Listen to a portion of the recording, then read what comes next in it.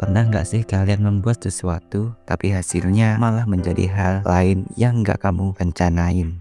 Ternyata, dunia sains juga punya kisah serupa. Banyak penemuan di dunia ini yang bisa dibilang krisis identitas. Mereka menciptakan untuk satu tujuan, tapi akhirnya karena hal yang sama sekali berbeda.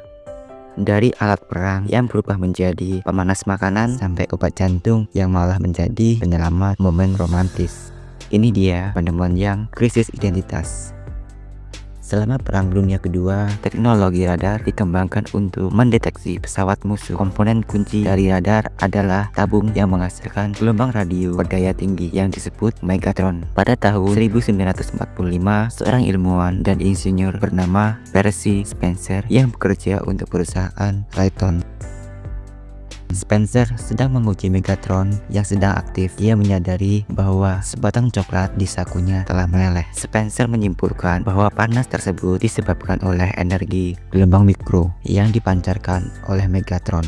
Ini membuktikan bahwa gelombang mikro dapat digunakan untuk memanaskan makanan secara cepat. Dan lahirlah oven microwave pertama di dunia. Bayangin, alat pertama yang niatnya buat mendeteksi musuh malah membantu kita ngangetin mie instan tengah malam.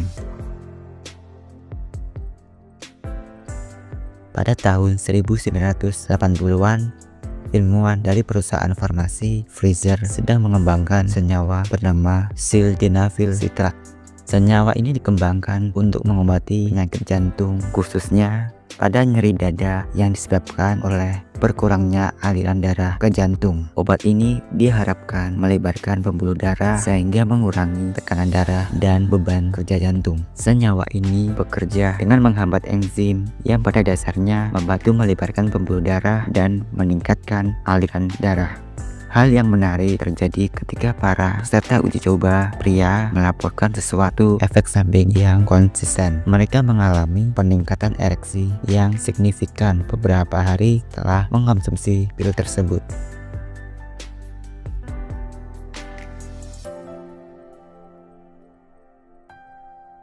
Pada tahun 1957, dua insinyur bernama Alfred Fleming dan Mark Cavanagh bekerja sama di New Jersey. Tujuan awal mereka adalah menciptakan material dekoratif baru, yaitu wallpaper plastik 3 dimensi yang bertekstur. Mereka berharap gelembung-gelembung udara ini akan memberikan tampilan futuristik dan daya tarik artistik pada dinding.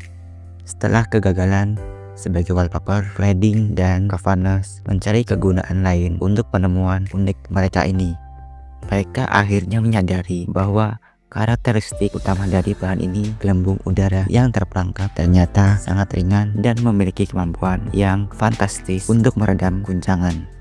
Pada tahun 1960, seorang pemasar bernama Frederick W. Browser dari perusahaan mereka Silent Air Corporation menemukan aplikasi yang sempurna. Ia mengusulkan agar bubble wrap digunakan untuk melindungi komputer IBM 1401 saat dikirim. Penggunaan bubble wrap sebagai bahan pelindung pengiriman perangkat elektronik yang mahal membuktikan efektivitasnya.